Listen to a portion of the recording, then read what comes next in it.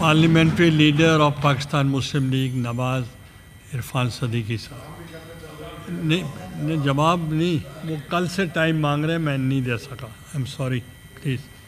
Thank you जनाब chairman. को जवाब दे सकेंगे ना। मैं अली ज़फ़र साहब की माशाल्लाह बड़ी शुस्ता और शाइस्ता गुफ्तगू सुनने में आई, और उन्होंने जिन कंसर्न्स का इजहार किया वो वाकई बहुत संजीदा है। मुझे तवक्को है कि जिस इन्हमाक के साथ और जिस तवज्जो के साथ और जिस खामोशी के साथ, जिस दिलचस्पी के साथ आपकी गुफ्तगू सुनी गई, उसी का मुज़ाहरा आपकी तरफ से भी होगा। थैंक यू जनाब आली। पहली बात तो ये है कि जो वाक़या 2 दिन पहले यहाँ हुआ उसकी मज़म्मत में मैं पूरी तरह शरीक हूँ। ऐसे वाक़यात ना किसी हुकूमत के माथे का झूमर बनते हैं, ना जमहूरियत के लिए कोई नेक फ़ाल होते हैं, ना पार्लियामेंट का कद ऊंचा करते हैं, ना किसी की सियासत की कलगी बनते हैं। वो दाग ही रहते हैं, और वो दाग बड़ी देर तक रहते हैं, धुलते नहीं। लिहाजा मैं इसकी मज़म्मत करता हूँ और इसकी पूरी तहकीकात का हुक्म दे दिया है जनाब स्पीकर ने, और दोनों तरफ के लोग उसमें शामिल हैं, अपोजिशन भी शामिल है, ट्रेजरी बेंचेस के भी लोग शामिल हैं। कमेटी बन गई है, तहकीकात होनी चाहिए, सुराग लगना चाहिए और उनको कैफ़रे किरदार तक पहुँचाया जाना चाहिए। यहाँ तक मैं इनके साथ एग्री करता हूँ। अली ज़फ़र साहब ने आइन का हवाला दिया कि जी यहाँ उन्होंने गुफ्तगू ही यहाँ से शुरू की कि पाकिस्तान में एक आइन है। मैं उन्हें ये याद दिलाना चाहता हूँ कि ये आइन 1973 से मौजूद है, और ये आइन 2018 में भी मौजूद था, और ये आइन 2019 में भी मौजूद था, 20, 21, 22 में भी मौजूद था। मैं अपनी ज़ात का ज़िक्र नहीं करता, लेकिन ये आइन इस मुल्क के ऊपर एक छत की तरह तना हुआ था। जब 27 जुलाई की रात को मुझे आधी रात के वक्त घर से घसीट के निकाला गया। घर भी उतना ही मुकद्दस होता है, पार्लियामेंट भी उतनी ही मुकद्दस होती है, घर भी उतना ही मुकद्दस होता है। मेरी बीवी बाहर निकलती है, पुलिस के धक्के खाती है, उसकी कोहनी पे आज तक ज़ख्म है। मेरी बेटी आज तक जो है वो उसको चोट के निशान है। हम नहीं बयान करते ये बातें। ये आइन उस वक्त मौजूद था 73 का, हुकूक भी मौजूद थे, आज़ादी इज़हार भी मौजूद थी। मैं 70-75 साल की उम्र में मुझे हथकड़ी लगा के खड़ा कर दिया गया। ये मैं अपनी कहानी बयान कर रहा हूँ। इस हाउस में और भी शायद कोई लोग मौजूद हों। काश उस वक्त कोई आइन की आवाज़ उठाता, काश आप ही उठ के कहते कि ये बहुत गलत हुआ है। किसी ने नहीं कहा। मुझे जनाब चेयरमैन, हम तो मज़म्मत कर रहे हैं इस चीज़ की, एक वज़ीर का, PTI के वज़ीर का मुझे फ़ोन नहीं आया कि सिद्दीकी साहब ये बहुत गलत हुआ। मुझे हथकड़ी लगा के आपने 8 बाई 8 फुट के उस कमरे में डाला जहाँ 6 कैदी पहले से पड़े थे, 7वां मैं था, और एक मेरे सराने वो कमोड पड़ा था जो गलाजत से भरा हुआ था। हम क्या क्या कहानियाँ सुनाएं इनको। ये 73 का आइन मौजूद था जिसका हवाला आज आप दे रहे हैं। ये आज नहीं नाज़िल हुआ। आज आप कहते हैं जी कि what goes around comes around. ये तो आप पे सादक आ रहा है, हम पे सादक नहीं आ रहा। हमने वो कर्ज भी अदा किए हैं जो हम पे वाजिब ही नहीं थे। हमें तो बेकसूर धकेल दिया आपने। किसी पे चर्च डाल दी, किसी पे भंग डाल दी, किसी पे हेरोइन डाल दी। कौन सा अपोजिशन लीडर था जो उस वक्त जेल से बाहर था? कोई एक भी नहीं था। सब के सब कोई नैब में पकड़ा हुआ है, कोई नशे में पकड़ा हुआ है, कोई किराएदारी में पकड़ा हुआ है, कोई गद्दारी में पकड़ा हुआ है। ये रिवायात हैं आपकी। ये वो फसल है जो आपने बोई है। हम नहीं कहते कि वो फसल आपको काटनी चाहिए। हम एहतजाज करेंगे, हर उस गलत बात पे एहतजाज करेंगे जो हो रही है। फिर आपने कायद आज़म का हवाला दिया कि कायद आज़म ने जमहूरियत का दर्स दिया और जमहूरी तरीके से ये वतन हासिल किया। मुझे बताएं कायद आज़म ने कितने धरने दिए थे? कायद आज़म ने हिंदू साम्राज्य का मुकाबला किया, कायद आज़म ने अंग्रेज़ साम्राज्य का मुकाबला किया, दलील से किया, बात से किया, अपने हुस्ने किरदार से किया। कितने धरने दिए, कितने लॉन्ग मार्च किए कायद आज़म ने, कितने दिन वो जेलों में रहे, कितने दिन उन्होंने जलसे जुलूस इस तरह के किए, کتنے کور کمانڈروں کے گھر پر انگریزوں کے گھروں پہ حملے کیے انہوں نے؟ نہیں کیے. انہوں نے ایک سیدھے سبھاؤ طریقے سے ملک کی تاریخ بھی بدلی بر صغیر کی اور جغرافیہ بھی بدلا. ایسے لیڈر بڑے کم ہوتے ہیں. آپ کا ان سے کیا موازنہ ہے؟ قائد اعظم نے اپنے نوجوانوں کو کہا تھا کہ جاؤ پیٹرول بم چلاؤ. قائد اعظم نے اپنے نوجوانوں سے وہ کام کرائے تھے جو آپ نے کرائے ہیں. یہاں 126 دن آپ بیٹھے رہے یہاں اس کے سامنے, اسی پارلیمنٹ کے سامنے, اور کپڑے سوکھتے رہے آپ کے اس کی دیواروں کے اوپر. 547 بلین روپیز صرف اس دروں پہ کھا گئی قوم کے. یہ BBC کی رپورٹ ہے سر. تو یہ روایات ہیں, یہ وہ فصل ہے جو آپ نے بوئی ہے, جو ہمیں کاٹنا پڑ رہی. یہ نہیں ہونا چاہیے تھا اس وقت. آج اگر ہوگا, آج بھی نہیں ہونا چاہیے. کل اگر وہ ظلم تھا تو آج وہ رحم نہیں ہے, اور کل اگر رحم تھا تو آج ظلم نہیں بن گیا. یہ کہانیاں جو ہیں, یہ جو واقعہ ہوا ہے, ہم اس کی مذمت میں آپ کے ساتھ شریک ہیں. لیکن آپ یہ بھی دیکھیں کہ آپ کی اب بھی اقتدار سے نکلنے کے بعد بھی آپ کی روایات کیا ہیں. یہاں آپ آئے 2022 کے اندر جناب چیئرمین, اور کہا جی کہ ہم نے ایک جلسہ کرنا ہے. سپریم کورٹ بیٹھی ہوئی تھی, اس نے ایک فیصلہ دیا اور یہ سب کے ہاتھ میں یہ تھے, اور کہتے ہیں جی ہم تک یہ فیصلہ نہیں پہنچا. نہیں پہنچا ہوگا. سپریم کورٹ نے کہا جی کہ چلیں آ جائیں. انتظامیوں کو کہا جی کہ ان کے لیے جلسے کا اہتمام کریں, آپ کریں. انتظامیہ لگ گئی, کنٹینر لگ رہے ہیں, سٹیج بن رہا ہے, کرسیاں لگ رہی ہیں جلسے کے لیے, اور وہ آتے ہیں تو وہاں جلسہ نہیں کرتے, وہ پھر ڈی چوک میں ہی آتے ہیں اور درخت جلا کے اور ایک منظر کریٹ کر کے چلے جاتے ہیں. اور جس جلسے میں جس کا ذکر کر رہے ہیں, نمبر اممیٹیریل ہو چکے ہیں کہ وہ 10,000 تھے, 18,000 تھے, 1 لاکھ تھے یا 2 لاکھ تھے. آپ نے جو گفتگو کی, کسی ایک کو بھی خیر سگالی کا پیغام دیا آپ نے؟ کسی ایک کو بھی دیا؟ اپنی مسلح افواج کو دیا, اپنی قوم کو دیا, اپنے سیاسی رفقا کو دیا, اپنے جمہوری ساتھیوں کو دیا, پارلیمنٹ کو دیا؟ کسی ایک کو بھی کوئی مثبت پیغام دیا آپ نے؟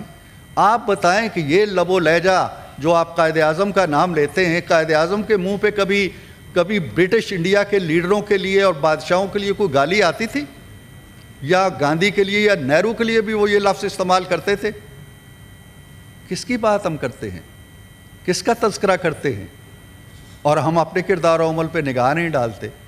معاملہ یہ ہے کہ پاکستان نے رہنا ہے جناب چیئرمین. کوئی انقلاب اس طرح کا نہیں آئے گا جو ملیامیٹ کر کے لے جائے گا اور ادارے تباہ ہو جائیں گے اور پارلیمنٹ گھر چلی جائے گی اور ہم گھر چلے جائیں گے. ہم ایسا انقلاب نہیں آنے دیں گے. اس انقلاب کا مکمل نہیں ہو سکتا پاکستان. پاکستان کو ٹھہراؤ چاہیے, پاکستان کو استحکام چاہیے. 25 کروڑ افراد کو اس طرح کا انقلاب نہیں چاہے جو دن کو مزدوری نہ کر سکیں اور رات کو ان کے فاقہ کش بچے ان کا راستہ دیکھتے رہیں. کون سے انقلاب کی باتیں آپ کر رہے ہیں؟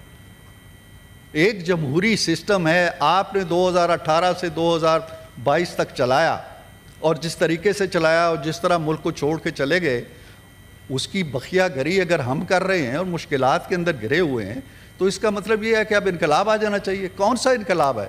کبھی آپ یہاں 126 دن بیٹھ کے انقلاب لاتے ہیں, کبھی 200-250 مقامات پہ حملے کر کے انقلاب لاتے ہیں, کبھی کسی کو گالی دے کے انقلاب لاتے ہیں. انقلاب ایسے نہیں آیا کرتے. انقلاب کے لیے ایک گراؤنڈ چاہیے ہوتی ہے. انقلاب ایک خاص طرح کی مٹی مانگتا ہے, ایک خاص طرح کی کھیتی مانگتا ہے, خاص طرح کا پانی مانگتا ہے, خاص طرح کی کھاد مانگتا ہے. وہ پانی وہ کھاد آپ کے پاس نہیں ہے. آپ صرف گالیاں بو سکتے ہیں, آپ دوسروں کے دامن پہ کیچڑ اچھال سکتے ہیں, الزام لگا سکتے ہیں, بدامنی پھیلا سکتے ہیں, توڑ پھوڑ کر سکتے ہیں, جلاؤ گہراؤ کر سکتے ہیں, دھرنے دے سکتے ہیں, لانگ مارچ کر سکتے ہیں. وہ انقلاب جو قوموں کا مقدر بدلتا ہے وہ نہیں لا سکتے آپ. یہ واضح. جناب عالی, انہوں نے یہ بھی فرمایا جس پہ مجھے دکھ ہوا. علی ظفر کا میں بہت احترام کرتا ہوں, بڑے عظیم باپ کے فرزند ہیں اور ان کی روایات پہ چل رہے ہیں.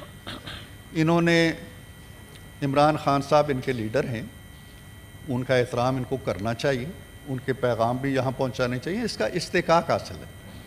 ہمارے جو لیڈر ہیں ہمیں ان سے محبت ہوگی, ان کا بھی احترام ہم چاہتے ہیں. ان کے لیڈر کا میں احترام کرتا ہوں اور ان کے بارے میں کوئی نیگیٹو بات میں نہیں کہوں گا.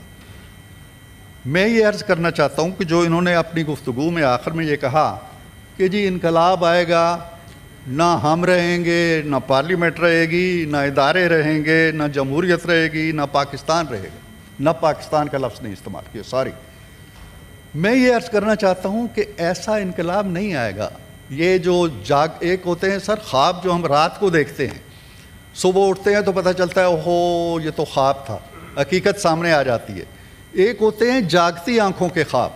یہ جاگتی آنکھوں کے خواب دیکھ رہے ہیں، جاگ بھی رہے ہیں اور یہ سوچتے ہیں کہ ہم انقلاب لے کے آ رہے ہیں. بھئی انقلاب ایسے نہیں آیا کرتے. انقلابوں کی تاریخ پڑھیں، جہاں جہاں انقلاب آئے ہیں اور جو جو انقلابی اٹھے ہیں اور جو جو ان کا کردار تھا اس کی تاریخ پڑھیں.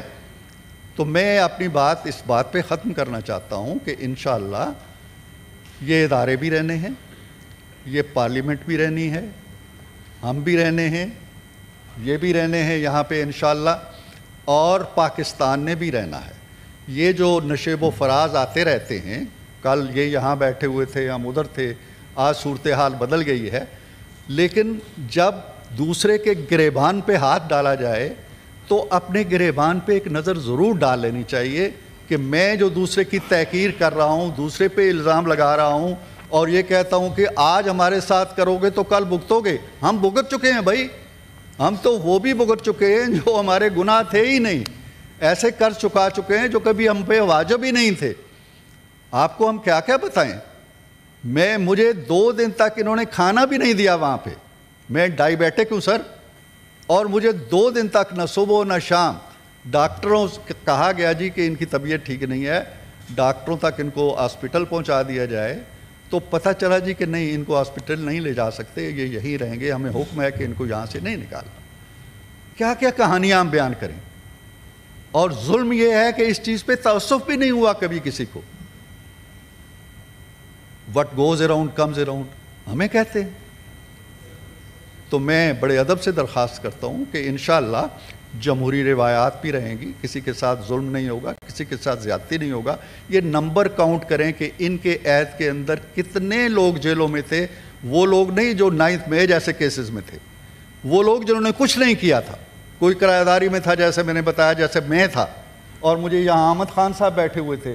احمد خان نے مجھے بتایا اس وقت کہ صدیقی صاحب بر صغیر کی ہسٹری کے اندر، برٹش انڈیا کی ہسٹری کے اندر یہ آپ واحد کیس ہیں جو اس کیس کے اندر ہتھکڑی ڈال کے جیل میں ڈالے گئے. I am the only one.